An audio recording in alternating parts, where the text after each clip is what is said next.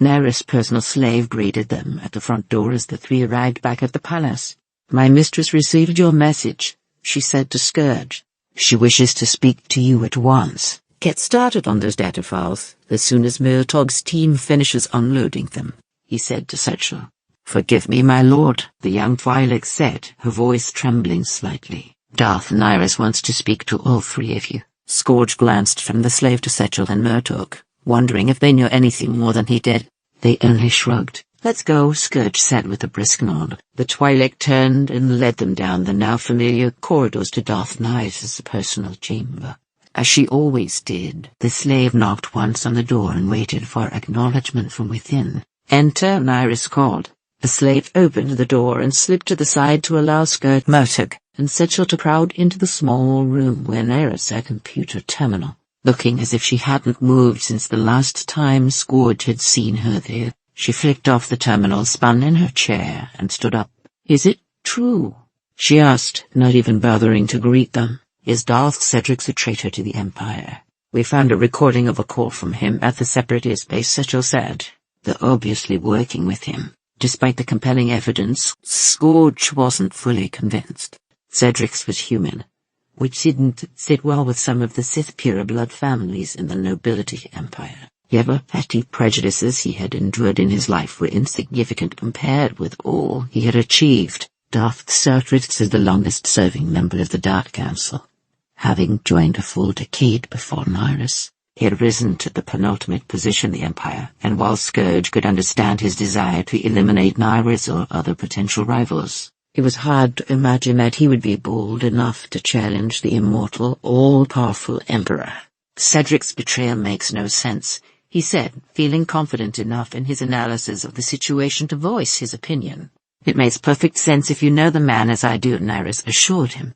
"Cedrix is old and desperate. He knows his position has become vulnerable. Soon the Emperor will have no further use for him. In his arrogance, he thinks he can usurp the Emperor's position and save himself. That is why he plotted with the Separatists to assassinate me. He knows those of us currently on the Dark Council would oppose him in his bid for power. He seeks to replace us with new members who are weak and inexperienced. He thinks he will be able to manipulate them and seize control of the entire council, so that they will follow him when he finally moves against the Emperor." Her explanation made sense. He had seen firsthand how those in power became desperate when they sensed their positions were threatened. "It won't be long before Darth Cedrix learns of the attack on Bastarda," Naris continued. "We must act quickly." "I am surprised the Emperor instructed you to deal with this," Scourge remarked. "It have expected him to order the Imperial Guard to arrest Cedrix." "The Emperor doesn't know," Naris said. "Darth Cedrix has allied himself with Separatists," Scourge insisted. "He's a traitor to the Empire. It is our duty to report him." "I thought that would be the best plan," Satchel cautioned, ignoring Scourge and addressing Naris directly. "We have little evidence, and your rivalry with Cedrix is well known. If we come forward with these accusations, he will simply deny them. The Emperor is unlikely to act without first gathering more proof. This will give Cedrix a chance to cover up his involvement or go into hiding." "Satchel is right," Naris said. "The element of surprise is our greatest advantage. Six doesn't know we have exposed his treachery. If we strike now, we can catch him unprepared." It was obvious her mind was made up, and Scourge could follow the logic of her arguments. Yet he still felt uncomfortable not reporting Cedrix to the Emperor. An assault on his stronghold will be difficult, Murtog warned. "We don't have the numbers to overwhelm his defenses, and I don't like hiring mercenaries for a job like this. Too much chance one of them will sell us out at Cedrix. Perhaps assassination is the way to go," Satchel suggested. "Do to him what he tried to do to you. We would need a particularly skilled and accomplished assassin," Naris said. She looked at Scourge. "Do you think you can get close enough to Cedrix?" Scourge carefully considered all the variables before he replied. His first instinct was to propose an undercover operation, with him seeking a position on Cedric's personal staff. Over several weeks he could study the routines of his intended victim and all his servants, patiently waiting for a chance to catch him alone, unarmed and unprepared. But there were no Sith amongst Cedric's followers. Many Sith were prejudiced against humans. No doubt the Dark Councillor would never allow Sith too close to him, fearing they might one day turn on him. The Scourge might be able to find some other way to infiltrate Cedric's inner circle, but as Nyrus had pointed out, they needed to act quickly. There wasn't time for a prolonged undercover mission. Inside his stronghold he is untouchable, he declared finally. There may be a way to lure him out, SWTOR said. The Separatists seem to use coded communications whenever they contact Cedric's. If I can replicate the code, I can send a message requesting an urgent meeting at some remote location. An ambush might work, Murtagh agreed. Cedric's won't want to draw attention to his treachery. At most, he'll have 2 or 3 of his most trusted followers with him. With enough troops we should be able to take him down. No, Nyrus said, shaking her wizened head.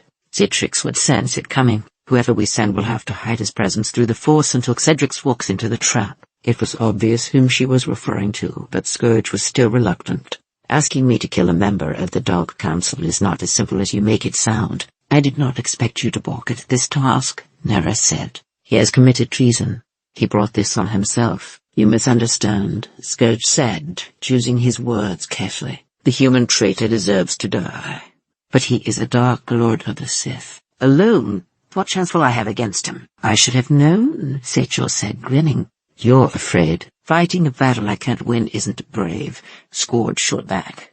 It's stupid. At least you have the courage to speak your mind, Nyrus said. You already have enough sycophants, Scourge replied, glaring at SWTOR. Nyrus flashed one of her ghastly grins, sending a chill down Scourge's spine. Somehow he kept himself from shuddering.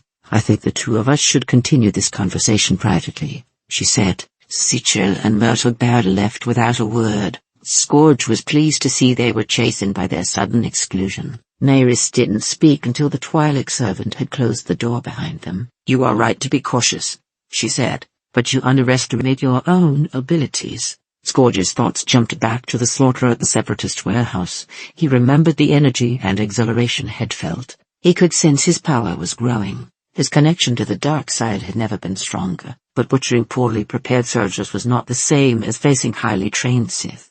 Cedric's won't come alone. He'll have me outnumbered. Cedric surrounds himself with acolytes of the dark side. Your talent will let you feed on their power and turn it against them. The greater your opponent's connection to the Force, the stronger you become. Strong enough to kill a member of the Dark Council. Against me, you would stand no chance, Nyrus replied. But Cedric's is old and infirm, and he is human. They are a lesser species. Over the decades, the dark side has exacted too great a toll on his body. He is a hollow shell of what he once was. He holds onto his current position only because of his cunning. His followers obey him without question, too frightened of his reputation to see how age has ravaged his flesh and left him weak. Nyrus paused, waiting for Scourge's response. He wasn't eager to offer one without carefully considering everything he had learned. He believed what Nyrus had told him about his own abilities. He had felt the truth of it in his most recent battles. But he wasn't ready to trust her. If Cedric's really as weak as she claimed, she wouldn't need Scourge's help to eliminate him. The truth was, Scourge wanted to kill Cedric's. It wasn't just his loyalty to the Emperor, though he firmly believed the only fit punishment for treason was death. He wanted to test himself against a member of the Dark Council. He wanted to prove to himself and to Nyrus that he was worthy of this task. If Dark Cedric's fell to his hand, his name would be hailed and feared throughout the Empire. Nyrus would be indebted to him for eliminating her rival, and the Emperor would reward him for executing a traitor. It was unlikely he would be chosen to replace Cedric's on the Dark Council. Scourge was still too young, too unknown. He hadn't forged the necessary political alliances or built up a cadre of servants and followers. Yet this would be a bold first step. It would make his name known in the halls of power. And when another vacancy opened on the council down the road, in 5 years, or maybe 10, he would be the leading candidate. Tell SWTOR to set up the meeting, he said. Nyrus smiled again, but this time Scourge didn't find it so unnerving. Instead, he found himself wondering if it would be her he replaced when he finally ascended to his rightful position.